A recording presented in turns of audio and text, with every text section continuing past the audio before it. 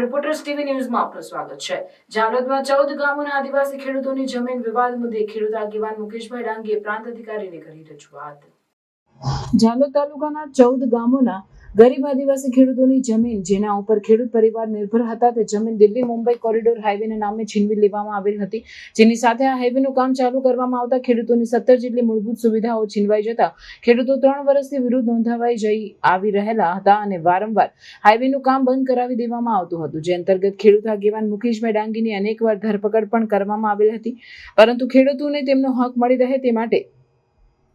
મુકેશભાઈ ડાંગી લડત લડતા જઈ આવે રહેલ હતા। તે બાદ મુકેશભાઈ ડાંગીની આક્રમકતા જોઈ તંત્ર દ્વારા તારીખ 12 ડિસેમ્બરના રોજ 17 માંગણીઓ પૈકી 16 માંગણીઓ સ્વીકારી તે માંગણીઓની સમય મર્યાદા નક્કી કરી લેખિત બાંહેધરી આપવામાં આવી હતી। તેમ છતાં સમય મર્યાદા વીતી જવા છતાં કોઈ સર્વે કે કામગીરી કરવામાં ન આવતા મુકેશભાઈ ડાંગીની અધ્યક્ષતામાં જાલોદ પ્રાંત અધિકારીને તારીખ 5 માર્ચ સુધી યોગ્ય જવાબ આપવા માંગ સાથે ચીમકી સાથે આખરી આવેદન આપવામાં આવેલ હતું। તો આ કોરિડોરની સાથે સાથે હાલના બજેટમાં દાહોદ જિલ્લામાં ગ્રીનફિલ્ડ એરપોર્ટ મંજૂર કરવામાં આવતા તે બાબતે પણ આવેદન મારફત ચીમકી ઉચ્ચારવામાં આવી હતી કે વિકાસના નામે સૌ પહેલા માછણ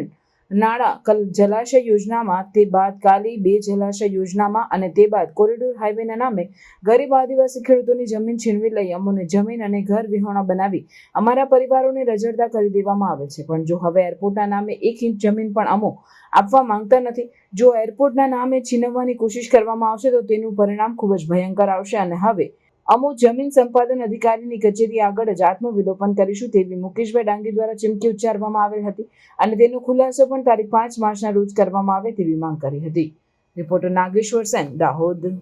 કેન્દ્ર સરકાર દ્વારા અમારા જાલોદ તાલુકાના 14 ગામોમાં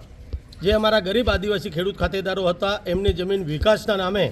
આ દિલ્હી મુંબઈ કોરિડોર હાઈવેમાં છીનવી લેવાતા આ હાઈવેનું કામ ચાલુ કરવામાં આવતા જે અમારા 14 ગામોમાં જે અમારી 17 મૂળભૂત સુવિધાઓ હતી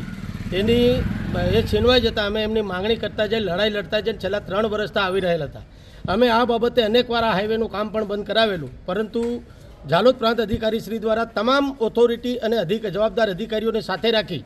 જે અમારી માંગણીઓ હતી એમાંથી 16 માંગણીઓ સ્વીકારેલી અને એની સમય મર્યાદા નક્કી કરવામાં આવેલ હતી કે ભાઈ આટલા સમયની અંદર નવેસરથી સર્વે કે પછી જે માંગણી છે એનું સંતોષકારક જવાબ આપવામાં આવશે, એમનું વળતર ચૂકવવામાં આવશે। પરંતુ 1 મહિના 15 દિવસ અને 5 દિવસની પણ સમય મર્યાદા હતી, પરંતુ 3 મહિના થવા છતાં આજ દિન સુધી કોઈપણ જાતનું સર્વે કે કોઈપણ જાતની કામગીરી કરવામાં ન આવતા આજ રોજ અમે જાલોદ તાલુકાના 14 ગામોના જે આગેવાન ખેડૂત ખાતેદારો છે તેઓએ પ્રાંત અધિકારી શ્રી જાલોદને આવેદનપત્ર આપ્યું છે અને આવેદનપત્ર મારફત અમે ચીમકી ઉચ્ચારી છે કે 5 માર્ચના રોજ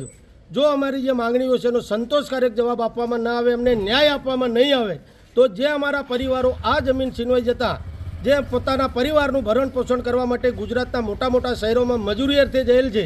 એ પરિવારો હોળીના તહેવારોમાં આવે તે વખતે અમે લડી લેવાના મૂળમાં આક્રમક આંદોલન કરી રસ્તા પર ઉતરીશું અને જે અમારો હક છે એ હવે મારવા અને મરવાની નીતિથી એક લડી લેવાના મૂળમાં અમારો હક અમે મેળવીને જંપીશું। અને સાથે સાથે અમે એ પણ સાહેબને આવેદન મારફત જણાવ્યું છે કે સરકારશ્રી દ્વારા હાલ જે ગ્રીનફિલ્ડ